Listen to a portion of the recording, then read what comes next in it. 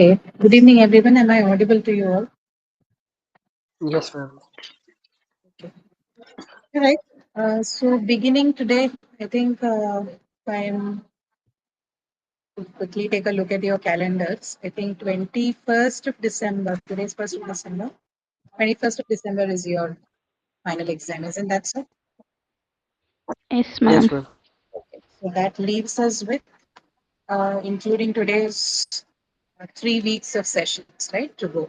So we have covered most of the things, of course, but the major thing that remains to be done is I think the one on stress. So stress, syllabification and aspiration, I think.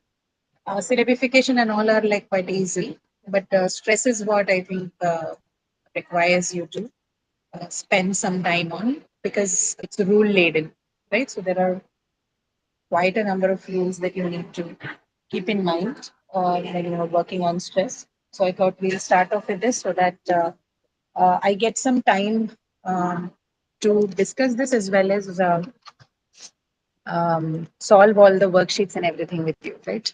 If I'm going to take it up any later than this, then I think I may not get time for it. So we'll prioritize this one. And once this is done, if there's still maybe a week of time left or so, then we can maybe discuss everything, maybe have an overall discussion. This is not a promise I'm making, but if we are done with the discussion on stress and the worksheets associated with it, then we'll take a look at what uh, can be done, right? I sort of have like a practice sheet with me, which includes, I think, whatever we've discussed until now. If time and space allows, we'll do that. If not, not a big deal. Of course, we have all the recorded sessions, but that is the plan for the rest of your semester, right? For the next over the next 3 weeks. Okay, so we'll not waste any more time. I'll start discussing on the stress patterns in English. But before we get on to stress, I need to talk about a few more concepts that will lead us to the point of stress, right? To talk about the phenomena of stress, right? And what do we mean by stress? Why is it important? So on and so forth. So, even before we can take a look at the aspects of stress patterns in English, it's important to look at this unit called word in English, right? So at this point, I don't think you are introduced to the concept of morphemes as such. So we are not going to go to that level. But we have been dealing in English one mostly with constituents that are mostly word constituents, right? So beginning with even talking about the parts of speech, right? Noun, pronoun, or adverb, everything that we've discussed, we're talking basically about the word constituents of a sentence, word constituents of a language, and by the virtue of being the constituent of a language, a constituent of a sentence. Okay, every time we talk about constituent of a language, we're referring to constituent of the sentence in that language. So, of course, I think the first module was looking at the sounds, right? And then we've very slowly progressed on to looking at words. So, the aspect of stress is also associated with word mostly in English. Now, that doesn't mean that uh, there are there aren't other forms of stress. Word stress is the most prominent kind of stress in English, right? Then English also has what you call as the sentence stress. Now, that is not something that it's not discussed at length for your syllabus or for your course because sentence stress is not something that is specific to English, right? Every language has sentential or sentence stress. Um, but English is specific or it is special in the sense that it has a word stress, right? So the other word you use for that is stress timed language, right? Several languages across the world, some of the languages are stress timed, some of them are mora timed, some of them are syllable timed, right? So English is a stress timed language, and which means each word in English carries a certain syllable which takes the stress associated with that word on it, right? That is what, uh, to put it plainly across, or if someone asks you, what do you mean by word stress in English? This is what it means, right? Every word in English, every lexical word in English, not a functional word, every lexical content word in English carries one syllable that has more weight associated with it when compared to the other syllables in the given word. This is what stress basically is. Now, if you understood this definition, it also means that the unit of syllable is very important as far as the stress, concept of stress is concerned, right? So we'll begin with our discussion on syllable, right? To talk about stress, we need to first understand what syllables are, right? So what's a syllable? What's the structure of a syllable? You might have heard this in the lecture, right? If you've followed the lecture on syllabification, then you should know what we mean by syllable. What's a syllable? Vowel words. Vowel words, no. So vowel by itself is a sound constituent. You're right. Uh, how is it? Okay, so let me put it this way. How are vowels associated with syllable? What have they got to do with this? They have one vowel sound specifically, like Okay, right. All right. So I think what you're trying to tell me is that every syllable in a word in English has to have compulsorily a vowel, right? It ideally should, it needn't have a consonant, right? It's not necessary that a syllable needs a consonant sound, but what a syllable absolutely requires or it cannot not have is a vowel sound, right? There's no syllable possible without a vowel sound. So vowel then becomes what you can refer to as the nucleus of the structure of, if you're looking at the structure of a syllable, then vowel sounds become the main part, or we also refer to them as the nucleus of the syllable, right? So without which now, which means without which you cannot have a syllable unit. A unit of syllable certainly has a vowel sound. You can have a syllable unit without a consonant sound. Can you give me an example for that? Um, a syllable unit which does not have a consonant sound. ma'am, like drumstick. A drumstick has several consonant sounds, no?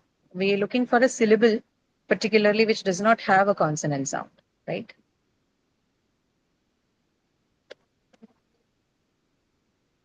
Think about, so several examples. Some of them are words by themselves, some of them could just be so what do you call that's I mean, I'm not giving you terminologies because that's not very important. You also have terminologies such as open syllable and closed syllables and all associated with it. So open syllable is when your syllable unit is without a final consonant sound, which means it's going to end with a vowel sound. That's open. Closed when it's going to end with a so something like CV, right? If I'm looking at words as such, then CV order is going to be what you refer to as an open syllable, right? But if I have something like CVC, right, then this is a closed syllable, because it ends with a consonant sound, right? That's the point. But give me one unit or one word. It could be a word also, something that doesn't require this consonant at all.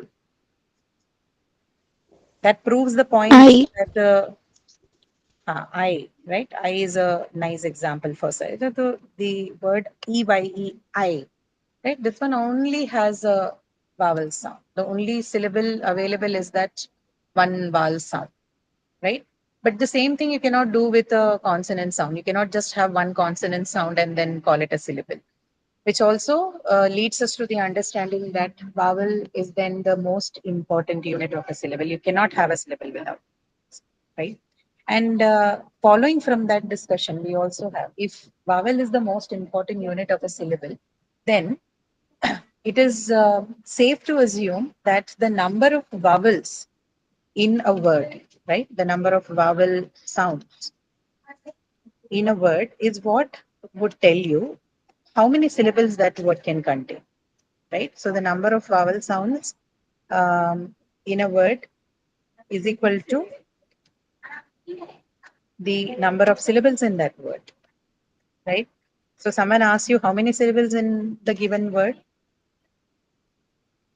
then your answer will depend on how many vowel sounds you can count in a word. So let's take an example. So for example, just say the word Ma'am, a number of times certified. our jaw drops. Yeah, you can look at that as well. That is one technique that you can use, but a more academic way of looking at it would be to know the number of vowel sounds. That is uh, that's almost always going to give you the right answer, right? That is how you technically look at something. So if you have a word like certified, right? So how many vowel sounds do you have in that word? Certified. 3. Ma'am, 3. Okay. And what are these vowel sounds? Can you please tell me?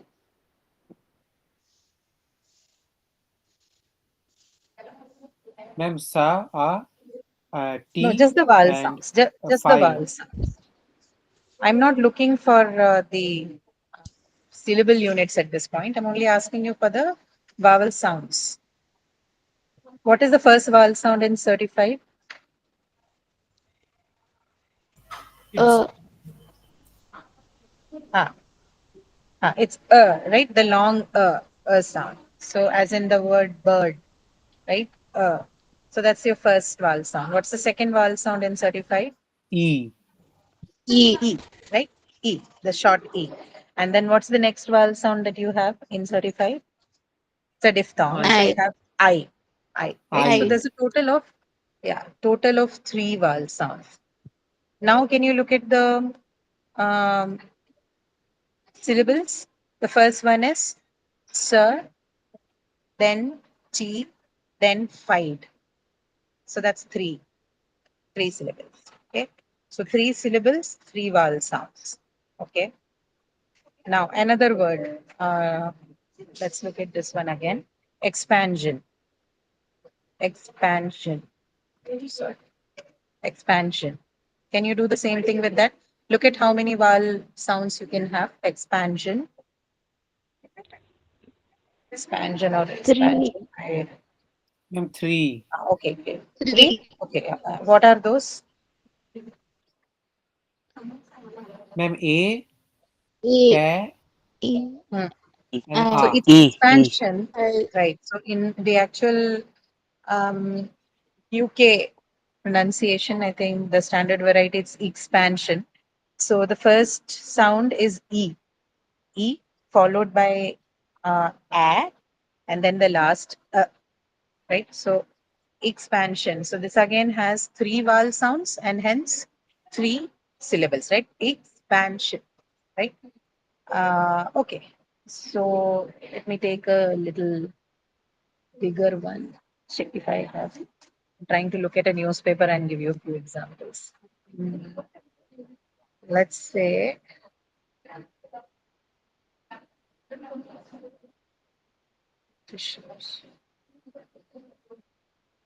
okay, additional,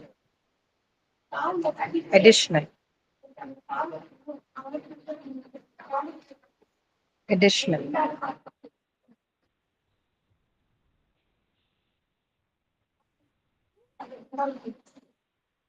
Ma'am, 4. Okay, additional four. Okay, what are 4. these? What are the sounds that you have? Ma'am, first one is First A. one is E. uh, First one is okay. First one is fine. And what is this? This is the schwa, okay? The schwa sound. I hope you remember it from the previous sessions, the very first sessions. The unstressed vowel sound, right? Begins with that, then followed by E. E, right? Followed by E, then followed by Schwa. again addition, right? So schwa again the sound, then followed by A. uh, same sound, right? Same schwa sound. So e additional, right? Again, four vowel sounds and four syllables. Okay, four vowel sounds, four syllables. Something else. I think we have done two with that. What about massive? Massive. 3. 3. Which are those? Ma'am, 3. Massive. Okay. A, Yeah. What are the three? A. E, Uh, A. E. A. No, A, what A, is the first one? Sorry. First one is A. A. A, a, not a, right? That sound is the first one. Okay. Then followed by, E. E. okay, E. Then A. where is that? Where A. is the sound? A. You have massive, right? Where is the third sound? Ma'am, the last one. Which is Small. what? What? This is what the last one is which one? Last sound is V in massive.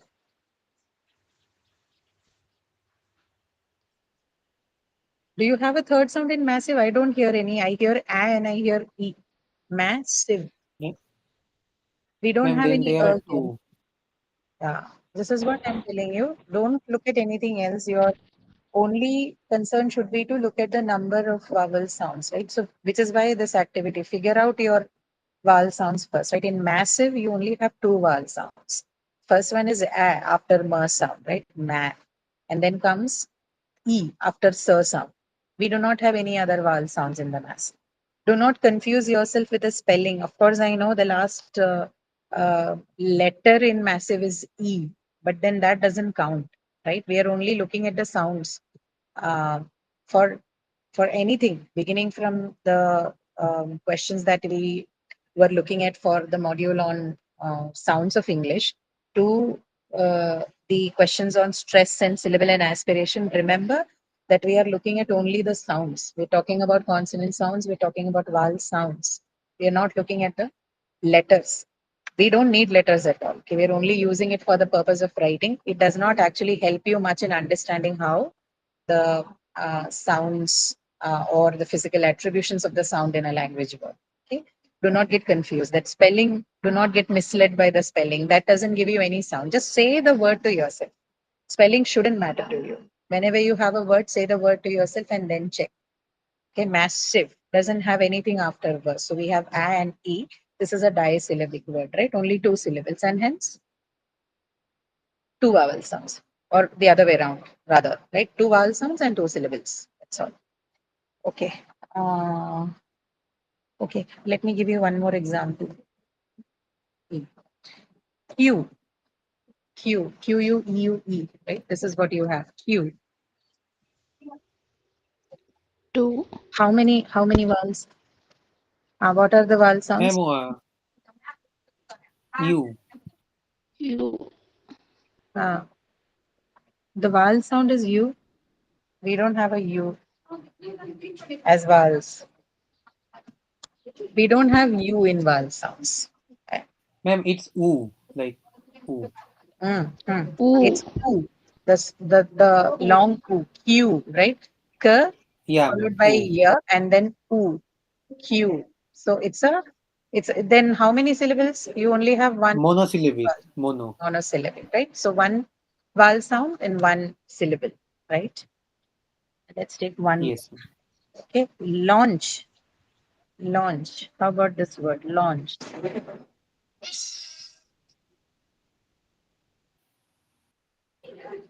Launch. Ma'am, it's O. 1. 1 syllable. Okay. It's one syllable and it's like O. What is the one syllable and it is O. one. It's O. Launch. No. So the O sound, the long O sound. Launch. So you have one vowel sound and then one syllable. Okay. So this is how you do it, right? Every time you have a word, you need to take a look at how many vowel sounds you have, and then confirm it with your jaw drop method, and then you can go ahead and confirm what the number of syllables could be, right? Some of the words actually they may not be very straightforward. So I have at least detected cases in some of the words where you have diphthongs, and the cases where people think it has a diphthong. So I'll try to give you an example of that. Look at a word like celestial. Okay, celestial. Can you? I'll type it out here. Celestial. Uh, can you tell me how many vowel sounds do you have in this word? Celestial. celestial. Both. Can you tell me what all those are? First Ma'am, one would be, A, first one, tell A. me first one, not E, celestial. So it is E. First one is E. Okay. Yeah. Then followed by celestial.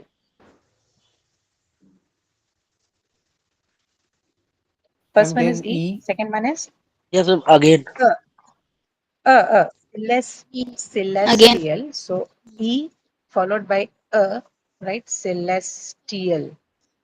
then Celestial. E, Yeah. Ah. Third one is what? Yeah. Third one E. is ma'am, E, E or E. ear? E. E.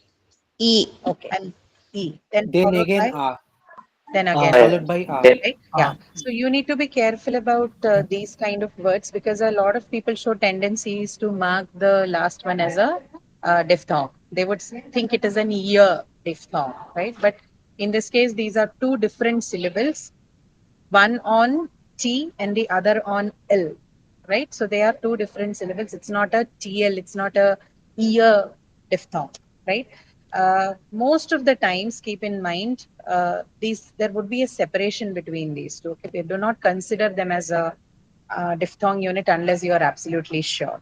Particularly in words which have suffixes, right? These are the kind of words which has the el is a suffix, right? So in suffixes, most of the times or most of the suffixes have their vowels, divided. It's not an ear. There's hardly diphthongs in suffixes. They are mostly two different vowels. So ear, el, right? Ian, shen.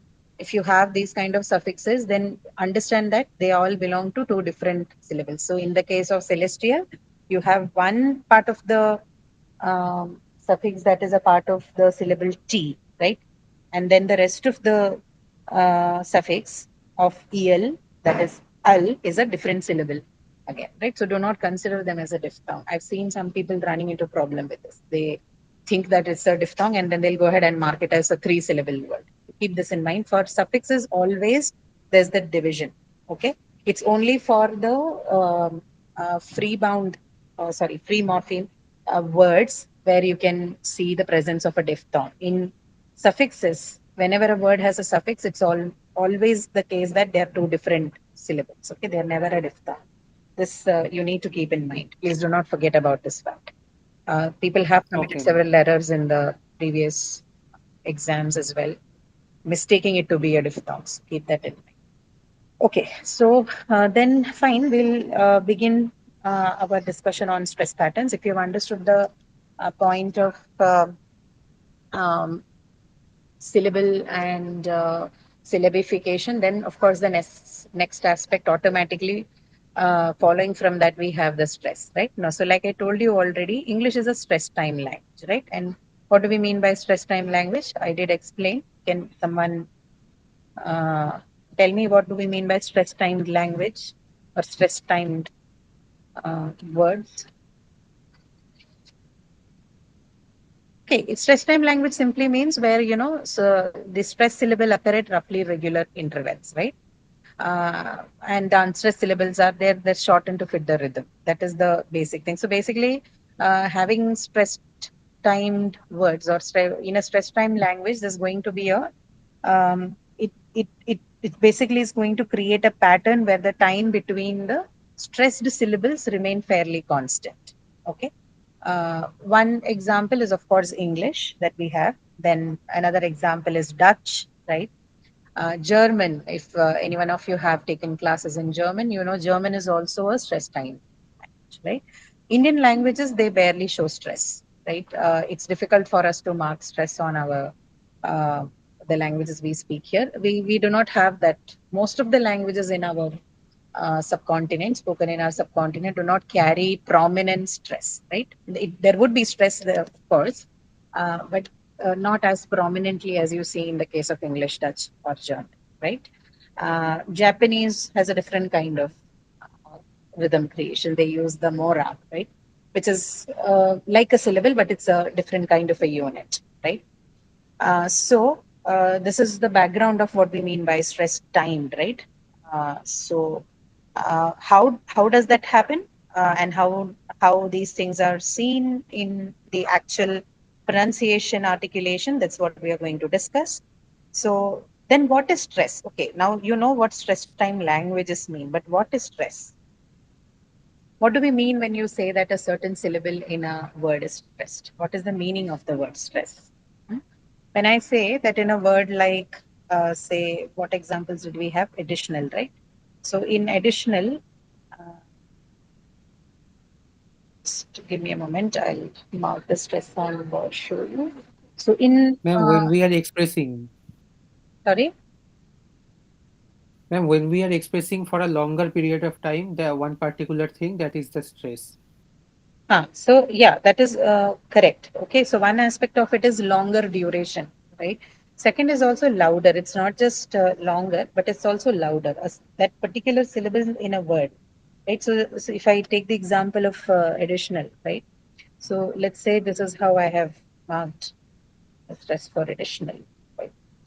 This is how it is marked. So usually in English, when you are marking stress, this is not the right way. Actually, you use a prime marker to do that, but because we don't have access to that symbol right now, or I cannot use it appropriately at this point, I'm just depending on the single inverted comma, right? So you will see after A, right, the first sound you see a prime mark, right? It's an inverted single inverted comma for me, but uh, the actual notation is it carries that short prime symbol, right? So anyway, after the first sound, you see a stress marker followed by the rest of the syllables, right? So what does that mean? That the stresses on the syllable, usually when you see this notation here, it means that the stress is on the syllable right after the notation, right? Wherever the notation is marked, the syllable that follows the notation immediately follows that notation is the one with the stress. So in this case, in additional, the stress is on the second syllable D, right? D. That is where the stress is, right? So what does it mean that this second syllable D on which you have the stress is going to be articulated or pronounced a little longer and louder than all the other syllables in the word. So additional, right? So this is, we don't speak like that because we have mother tongue influence. It's tough for us to talk the way English speakers do, right? So when Indians speak English, we do not bother too much with stress, right? Because our languages do not have it. We are not habituated to talking in languages that carry stress. So one feature that lacks or one feature that is absent from Indian English, or when Indians try to speak English, particularly in an environment which does not use English much, right? If you're someone born and brought up in the UK, or if you're someone who have been working there for a long while now, so then the case is different because most of the people who you're interacting with are locals, right? So it rubs off on you. You get influence. You understand. You talk to someone who's lived in US for a while, maybe say at least 2 or 3 years. You'll see significant changes in the way they talk, right? So when we say pattern, they say pattern. You say vote, they say word, right? So there's a difference.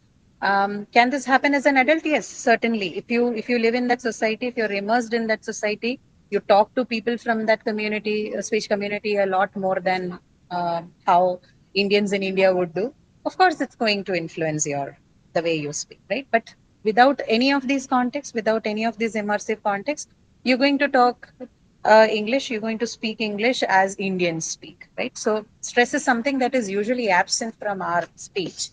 Uh, uh, People may want to develop it if they are looking to more neutralization of accent, or wanting to sound a little bit more authentic in English. This is something that people can do if they wish to do, right? So this is not an absolute necessity, but this is a choice. If someone wants to do that, then they can do. And if you do that, then these are the challenges you have, right? You need to constantly work on how you're using English in the Indian context, because most of the people who speak English in India will not use stress on words, right? And this is the reason why this is a little difficult for us to catch on. So we need to rely heavily on the rules to understand, unlike other topics that we've dealt with.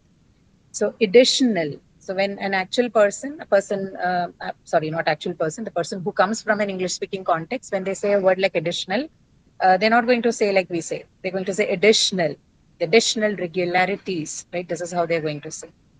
So it simply means that the second syllable D carries more weight, stress weight on it. And what do we mean by stress weight? What we're trying to say, or syllable weight, right? Not stress weight. It carries more syllable weight, by which we mean that that particular syllable is going to be articulated or pronounced a little longer, relatively longer and louder than the other syllables in the word additional, right?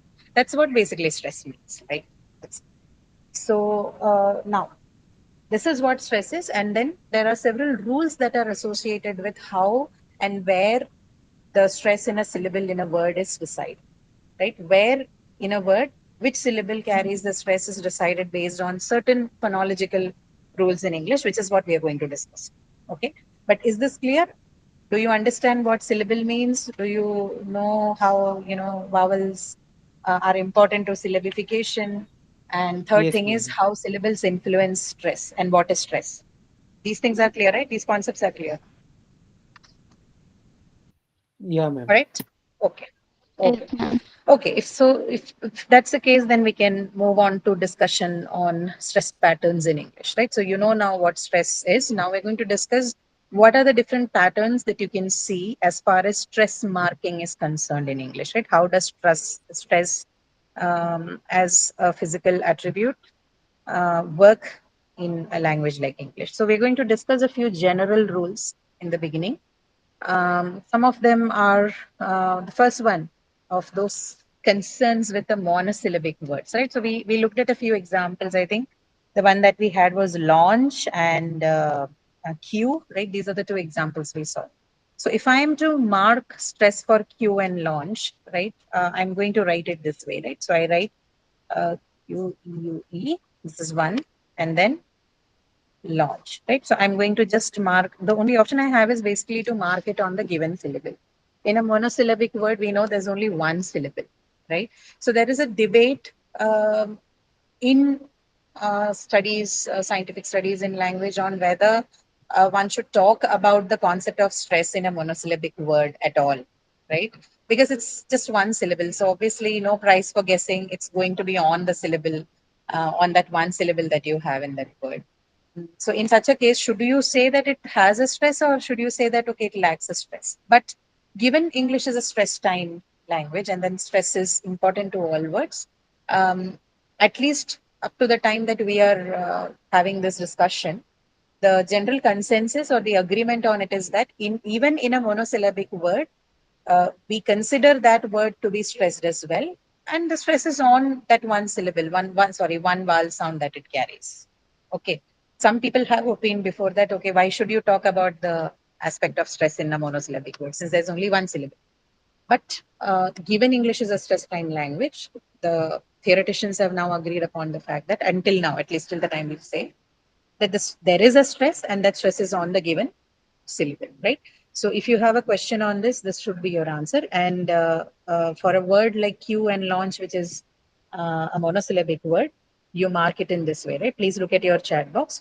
I've written it out for you in the chat box.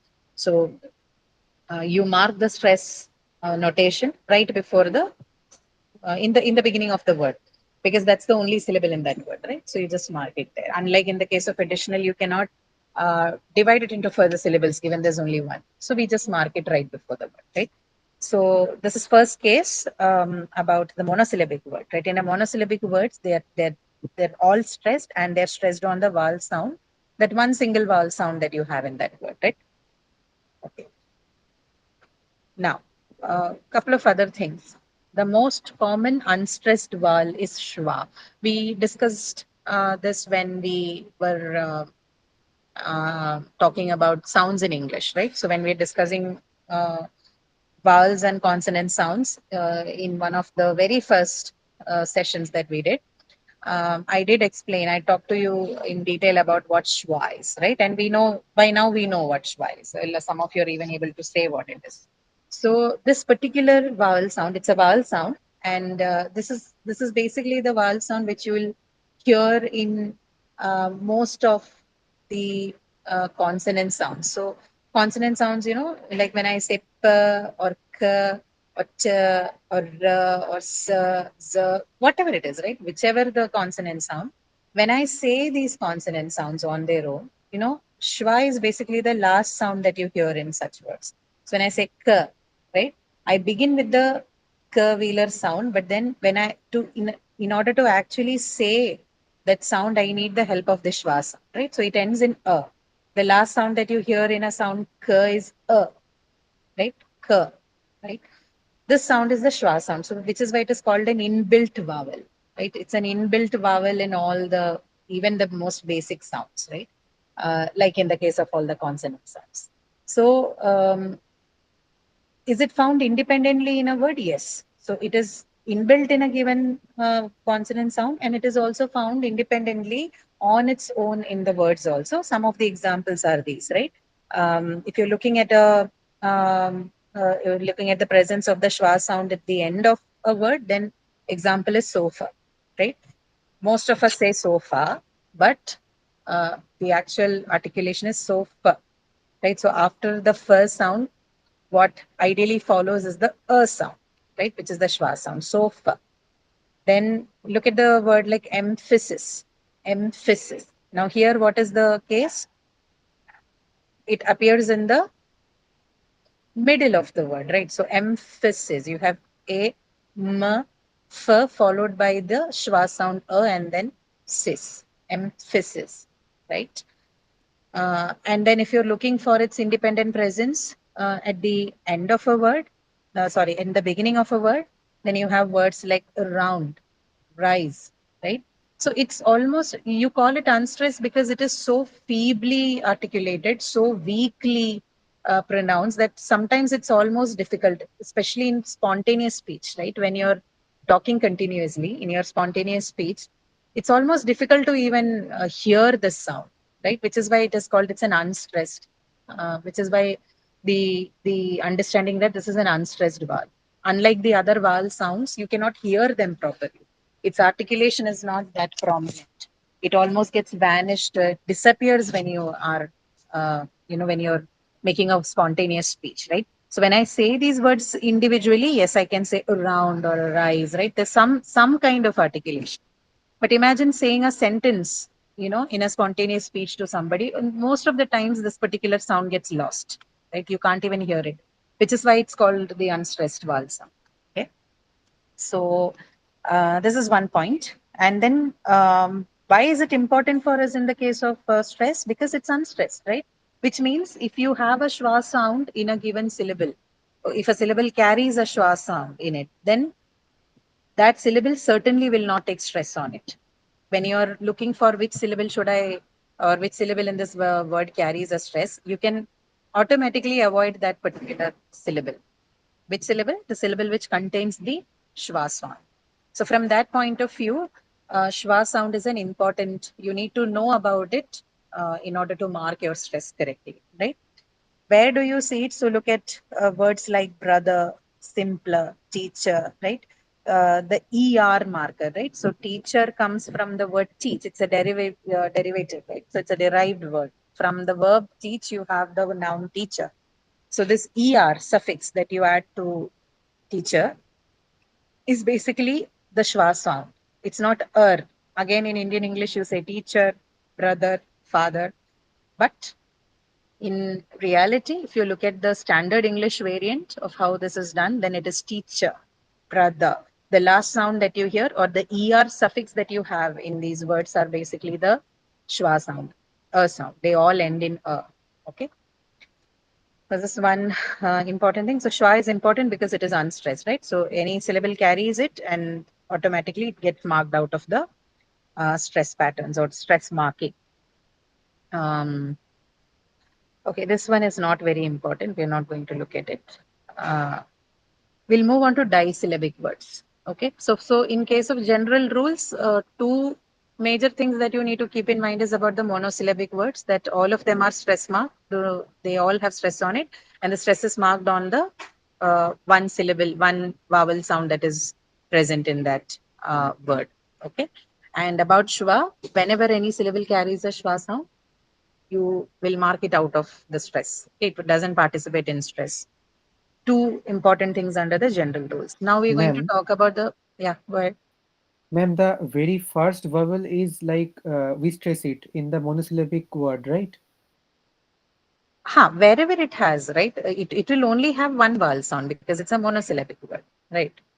Monosyllable Okay. itself means one syllable, and one syllable, syllables, the moment you say that the word has a syllable, it will definitely have vowel sound. Without that, a syllable is not possible, right? Yeah, ma'am. Yeah. So Understood, ma'am. whatever your syllable is, the stress is marked on that. I mean, whatever the vowel sound in that syllable is, stress is on that. So in fact, in a syllable, the stress actually falls on the vowel sound. The vowel sound is the one which takes the weight, not the other parts. Which is why we said that the vowel is the nucleus of a syllable. Okay. Okay, ma'am. Yeah. All right. Then, yeah, what are we looking at? 1 second. So your disyllabic words, right? So rules for disyllabic words. We're going to discuss this in three parts. The first one, rules for disyllabic nouns, rules for disyllabic adjectives, and then rules for disyllabic verbs. Okay. Now, among all this, the adverbs also can be added to the category of nouns and adjectives because they also almost behave in the same way like the nouns and adjectives behave. So, in nouns, adjectives and adverbs, that means two syllable nouns, right? Two syllable nouns, adjectives, and adverbs. The stress is almost always on the first syllable of the word, right?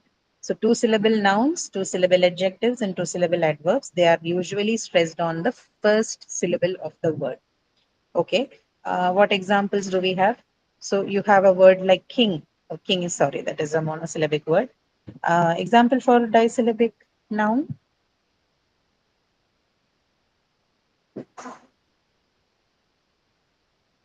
Disyllabic noun. Example.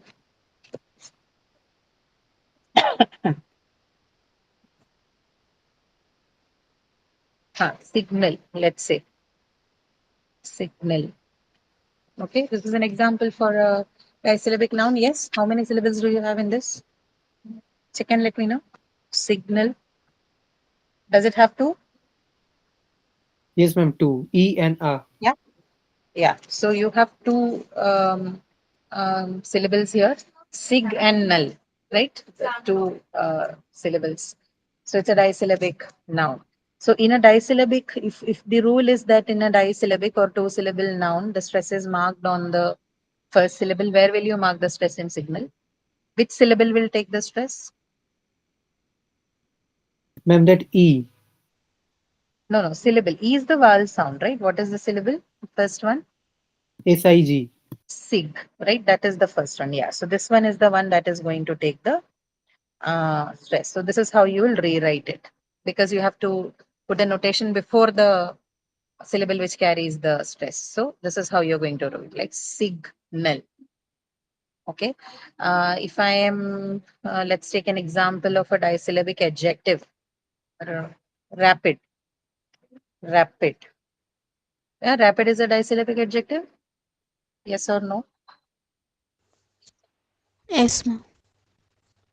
Yes, right. So how will you mark Yes, for ma'am. rapid? Where will you mark the stress for rapid? Ma'am, RAP, like A. The first one, rapid, right? So yeah, I Yes, know ma'am. it's a little difficult for you with the syllable boundary. That's okay. That doesn't matter. You don't have to know it also at this point. But uh, first syllable, it is ra, right? That is what is going to carry the stress. So rapid. This is how you're going to write, right? Then you have adverbs. Yeah, any disyllabic adverbs.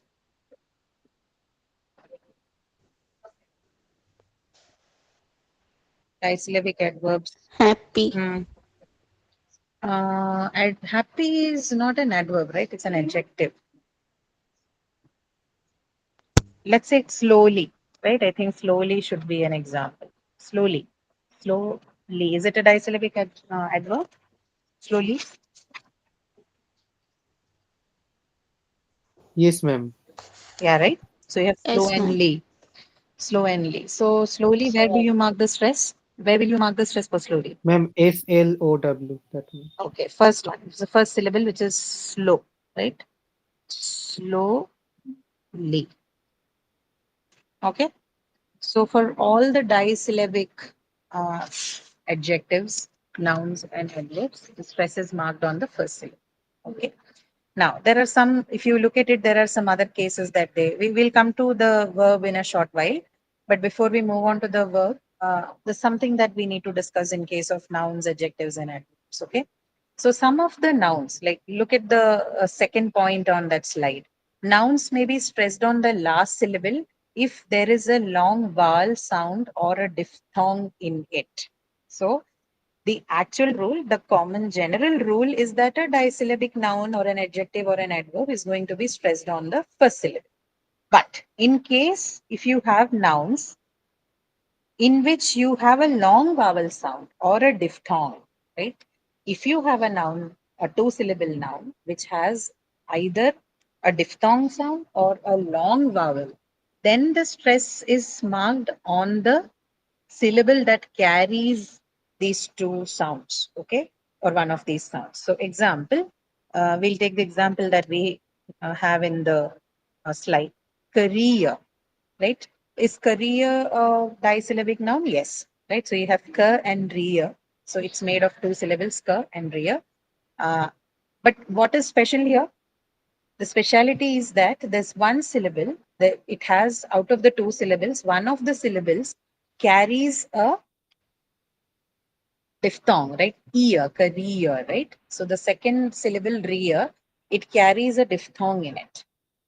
So ideally, if you look at the rule, then it should have been marked on the first syllable ka. But here, instead of ka, we mark it on the second syllable rear because the second syllable rear carries a diphthong in it. So every time, if your syllable carries, if your word has, if your noun has two syllables, and if one of the syllable carries a diphthong in it, then you're going to mark the stress on the syllable carrying the diphthong, even if it is not the first syllable, even if it is the second syllable in the sentence in the word. Okay, that's the reason. The presence of the diphthong in that syllable shifts the stress from the first syllable to the second syllable. Is that point clear? Okay, presence of the diphthong has Yes, ma'am. led to the shift of the stress on the first syllable to the second one. Right? Presence of diphthong has made this change. Similarly, there's another situation where the shift of this stress happens. That is when the word carries a long vowel. Okay, this one is because it had a diphthong. Now, if the word carries a long vowel, again the same thing happens. So the example given here is trainee, right? Trainee. So again, disyllabic, you have train and e, right? That last suffix e, it's a syllable by itself. So you have train and then e, two different syllables, trainee, right? Now, because the last syllable is a long vowel e, so automatically then the stress has to move on to the second syllable, although it is a two syllable noun, and ideally it should carry it on the first syllable train.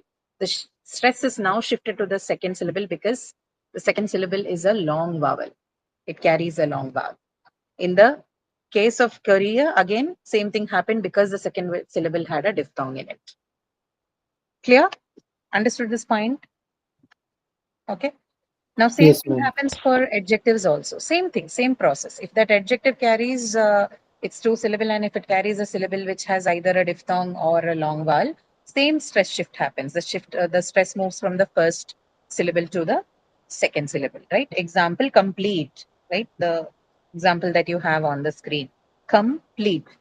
Two syllables ideally should be marked on the syllable com, but because pleat, the second syllable carries a long vowel e, you move the shift or you as in we don't move the language, the phonological rules of the language causes the stress to shift from the first syllable to the second syllable.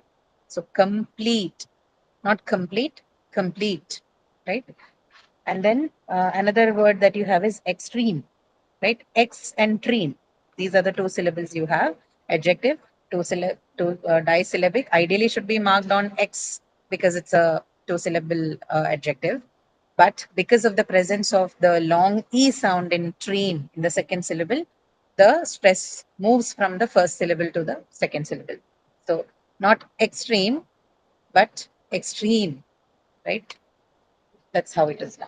Okay. All right. So this point you need to keep in mind as far as the marking of stress in two-syllable nouns and adjectives are concerned. Okay. Now, if you look at the verb part, right? Two-syllable verbs. How do two-syllable verbs behave? In two-syllable verbs, usually the stress is on the second syllable. Okay, so this is a slight change. In case of in case of adjectives and nouns and adverbs, generally the rule is that you mark it on the first syllable, except for those two cases that we saw, the diphthong and long verb. But in case of verbs, if it's a disyllabic verb, then the uh, stress is on the second syllable. Okay. So some examples for disyllabic verbs. Can you give me some examples? Disyllabic verbs.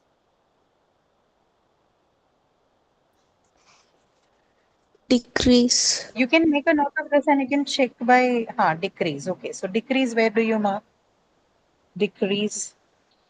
After D. DE. Correct. So decrease, not decrease, decrease. Right? This is how you're going to write it. Some other words. Ma'am, painting. Painting. Painting is not a verb, no? I'm looking for verb. So say cancel, right? Cancel is another example. So do you say, how do you say it? Cancel, right? Cancel, not cancel, cancel. Can, then. So the stress is marked before the second syllable cell, right? Cancel. Or something like capture, okay?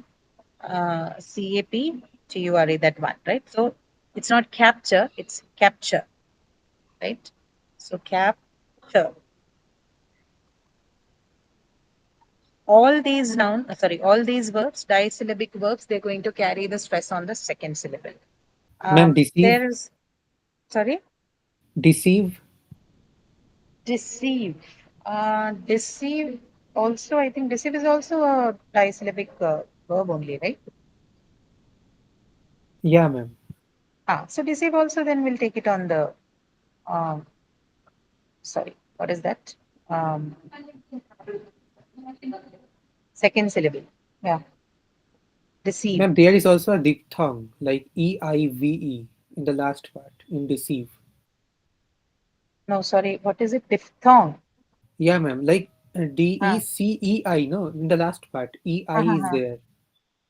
No, but where is the diphthong? It is a long E only, right? Deceive. Spelling, don't look at the spelling. Spellings are landing you in trouble. Don't do that. Oh, okay. Yeah, ma'am. Yeah. Okay, it is Thank a you. long E. But yeah, in this case, yeah, that is one reason, but that is not what we are relying on at this point. So any two syllable verb is going to be marked on the second syllable. That's the point here. Okay, so deceive. Okay. EIV. Right.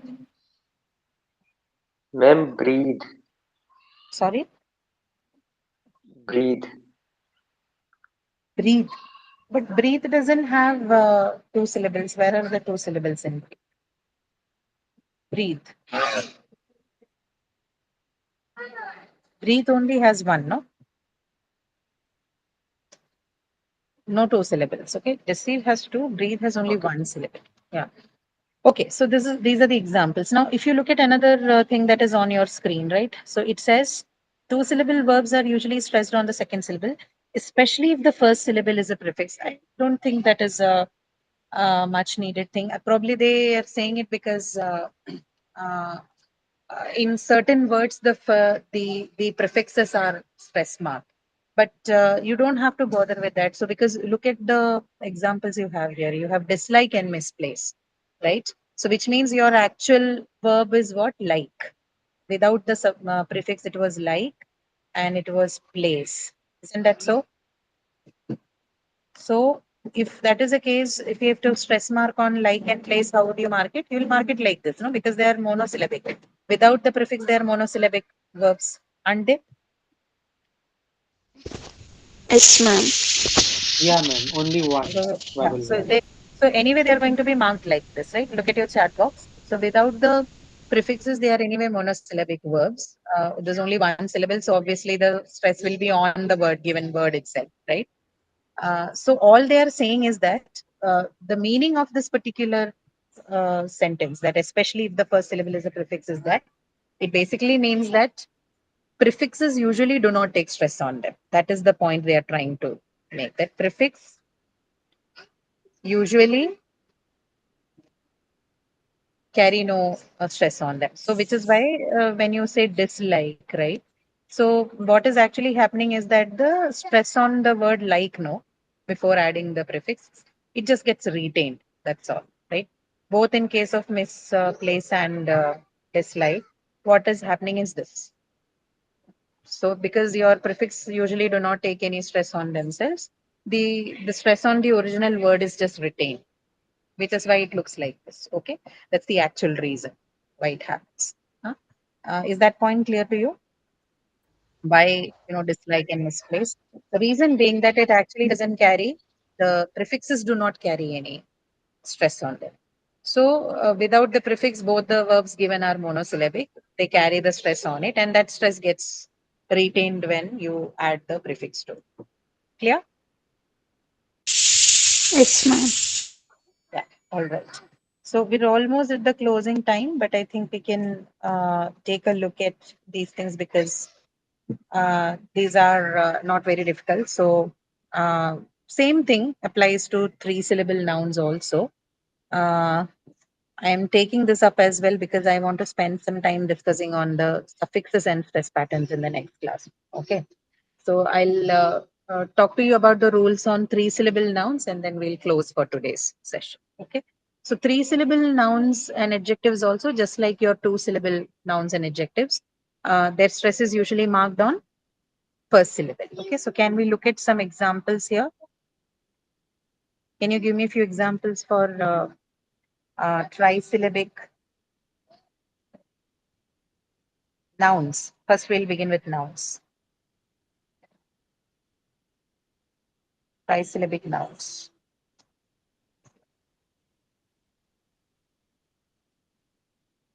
Okay, first example, banana. Is banana a trisyllabic noun? Can you check? Yes, Banana. ma'am. Yes, ma'am. Banana, Yes. computer, tomato. Okay, but so banana, we'll focus on banana. So banana is what? This is a trisyllabic noun, right? Banana, right? Banana. And as per the rule, where is the stress going to be? On the first syllable, No. right? Yeah. So the That is first syllable, b. The first syllable b is what is going to carry the stress. So banana, right? Banana. Yeah. The other example you gave was computer, right? So how about yes, computer? ma'am. Ma'am, Computer. that's a. So you have computer, Oh, three syllables again. So the first one, first syllable com, right? Computer, computer, right? So this is how you're going to say. Okay, now adjectives. Adjectives, any examples for adjectives?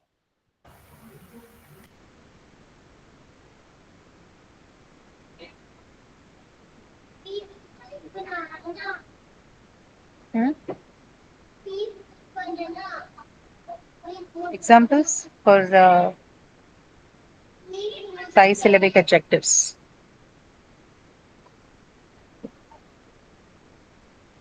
No, nobody knows examples for trisyllabic adjectives.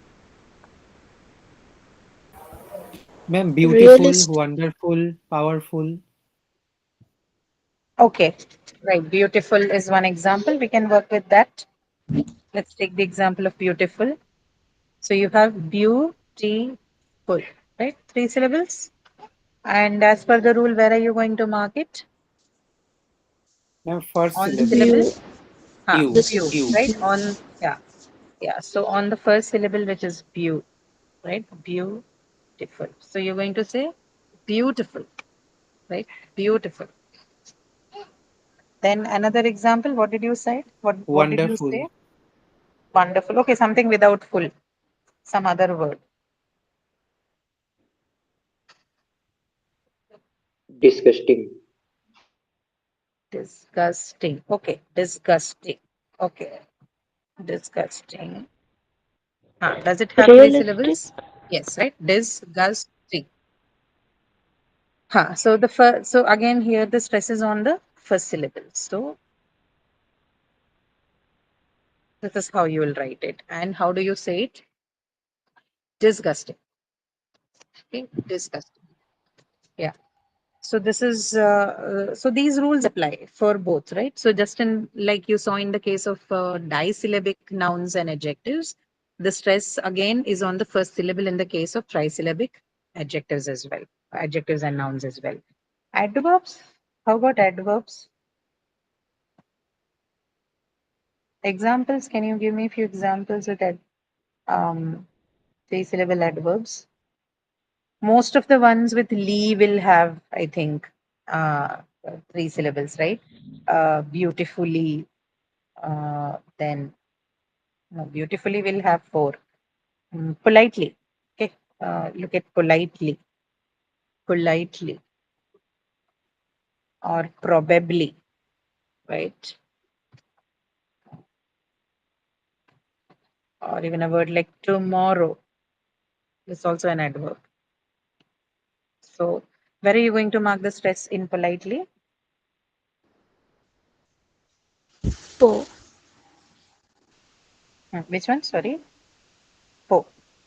Okay. What are the The syllable first. divisions by politely? Po, light, and li. Yeah.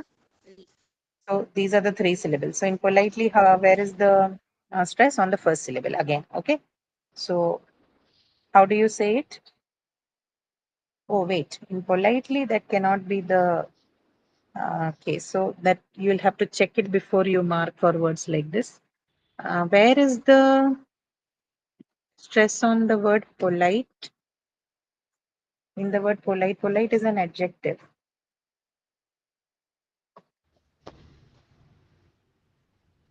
Polite. Where is the stress for the word polite?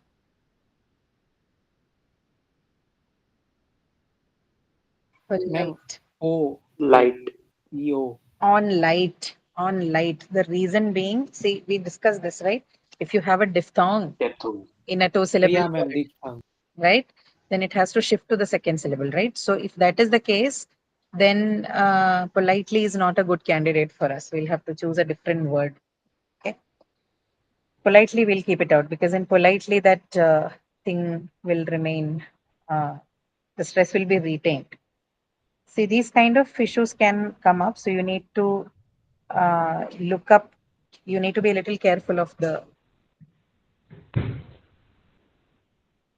examples you're taking. So we'll change politely because politely doesn't fit our case because polite is a uh, in polite it's a two-syllabic adjective and because it has a diphthong the stress shifts to the second one, no? And the same thing retains in politely given that politely comes from polite, derived from polite, right?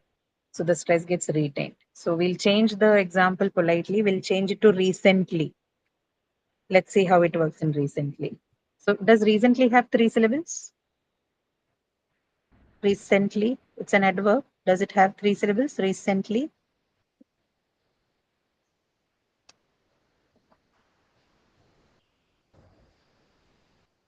Yeah. Does it have three syllables? Yes, ma'am. Yes, no. It has recently, right? So three syllables. And recently, this again, there's no problem of diphthong or long vowel or anything. So here it is marked on the first syllable. Okay. It's marked on the first syllable. How about probably? Probably. Does it have three syllables? Yes, ma'am. Probably. Yeah, right. So it has probably. Okay, probably. And here again, the stress is on the first syllable. Okay. Probably. Third thing we looked at is tomorrow. Tomorrow. Can you check if it has three syllables? It's again an adverb, but does it have three syllables? Tomorrow. Yes, ma'am. Yeah, right. It also has three, right? So it has tomorrow. Tomorrow. Okay. But tomorrow is a little different. Tomorrow, can you tell me why should that be the case? Tomorrow. Tomorrow will not carry it on the first syllable. It actually has on the second one. Tomorrow.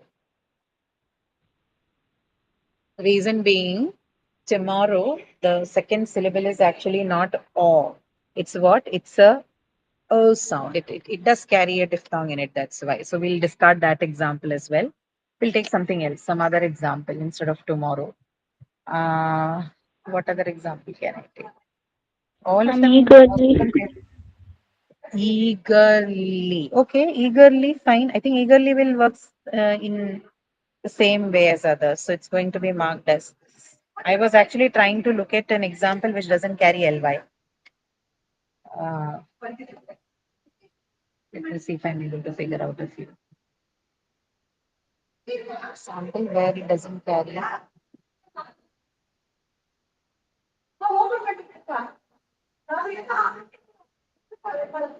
Okay, I think I have a few of them.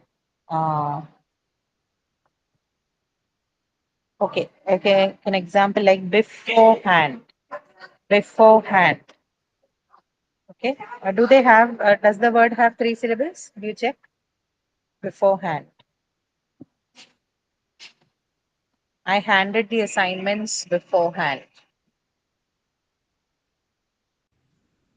I handed the assignments beforehand. So this is an adverb, and does beforehand carry three syllables? Yes, ma'am. Yeah, right. So beforehand, right? Beforehand. Okay, this one also will have the stress on the second syllable. It's also not something that carries a stress. That's because beforehand is formed from compounding. Before and hand has been used together, right? So not this one again. Okay, anyway, whatever it is. The point I'm trying to say is that for most of the adverbs, three syllable ones, they're going to carry the stress on the first syllable, right? Just like your adjectives and your nouns. Three syllable, both two syllable and three syllable nouns, adjectives, and adverbs are going to carry stress on their first syllable. In the case of adverbs, be a little careful because both adjectives and adverbs, no, they are derived words. They can be derived from one class to the other. So depending on what their primary, in the what where the stress was on the actual word before it got converted to the other class, uh, the stress pattern will move accordingly. But in the absence of any suffixes, right, this is what we are going to discuss in the next class. These problems we are facing with respect to trisyllabic adverbs and adjectives particularly is because most of the trisyllabic adverbs and adjectives, they have suffixes in them, right?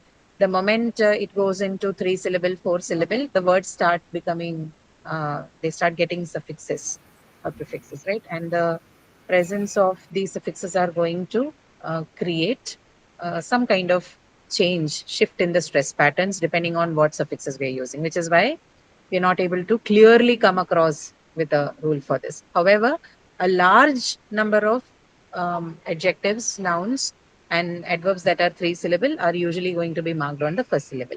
Where will they not be marked on the first syllable? We'll discuss it in the next class. When we are going to discuss about the suffix and stress patterns. Okay, but is this clear? So this photographic, this example we'll discuss when we talk about the suffixes in the next class. But until this point, is it clear for you? Yeah, ma'am. Okay. Yes, All ma'am. right. So we'll stop for today because it's already, I think, 5:10. And if I continue, I cannot stop. If I start taking the suffix thing, then it's a lengthy topic. It will take me some time. So we'll stop for today. We'll continue in the next class. Once we have finished discussing on the stress patterns with suffixes, then we can move on to the worksheet. Okay. All right. Then I'll see you in the next class. Thank you so much. Have a nice day. Thank you, ma'am. Yeah. Thank Thank you you, so much, ma'am. everyone. Thank you. Thank you.